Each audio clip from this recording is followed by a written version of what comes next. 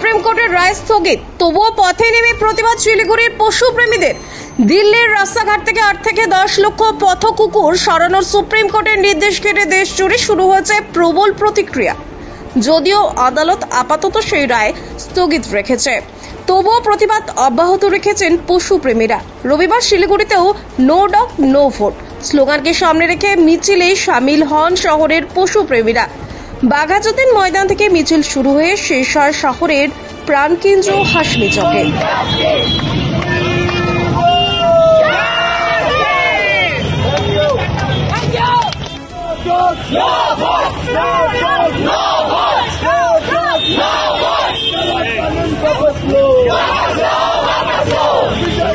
কর্মসূচি সেটা হচ্ছে যে আমরা কিছুদিন আগে আপনারা সবাই দেখেছেন যে সুপ্রিম কোর্ট থেকে একটা সুমোটো মামলা নেওয়া হয়েছিল 3 তারিখে একটা কোনো নিউজ পেপারের নিউজের বেসিসে, এবং সেই সুমোটো মামলাটাতে 12 তারিখ কি 13 তারিখে একটা অর্ডার পাস হয় সুপ্রিম কোর্ট থেকে যে দিল্লি এনসিআর এর এলাকা থেকে সমস্ত কুকুর তুলে ফেলতে হবে এবং তাদেরকে কোনো একটা শেল্টারে পাঠাতে হবে, যে শেল্টারটা এক্সিস্ট করে না দিল্লিতে।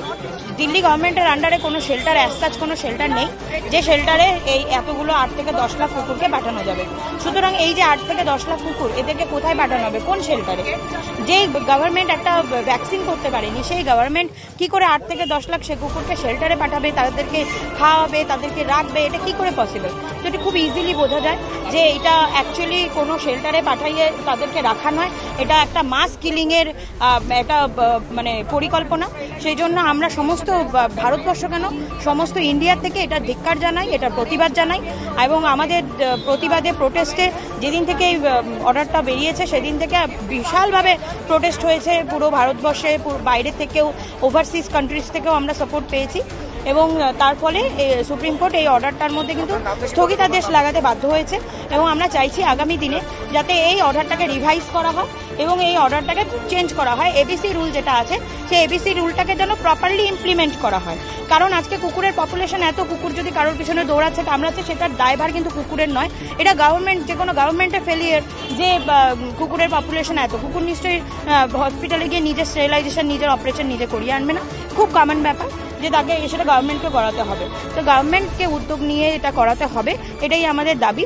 যে আজকে কুকুরের যে পপুলেশন বেড়েছে তার জন্য কুকুরকেই দাগিয়ে দেওয়া হয় যে ওরাই দোষী, কিন্তু ওরা কি করে দোষী? এটা তো প্ল্যানিং করতে হবে যে ওরাও তো আমাদের কান্ট্রির সদস্য, আমাদের এখানকার মানে আমাদের কমিউনিটি অ্যানিমেলস, তো ওদের পপুলেশন কন্ট্রোল করা, ওদের পপুলেশন যাতে কন্ট্রোলে থাকে, যাতে ওদের দ্বারা হিউম্যানের কোনো ক্ষতি না হয় সেটা দেখার দায়িত্ব কার? অবভিয়াসলি সেটা দেখার দায়িত্ব গভর্নমেন্টের। গভর্নমেন্ট যদি সেটা না দেখে নিজের ফেলিওরটাকে ঢাকতে ওদের ঘাড়েই চাপিয়ে দেয় ব্যাপারটা, তাহলে আমরা বারবার এটা প্রোটেস্টে নামবো, অবশ্যই নামবো। মূলত কর্মসূচি আমরা এখান থেকে একটা র্যালি বের করব এবং সেটা আমরা বেনাস মোড় অব্দি যাব এবং তারপরে আমরা ওইখানে একটা প্রোটেস্ট করব, তারপরে ওই পর্যন্তই আমাদের কর্মসূচি।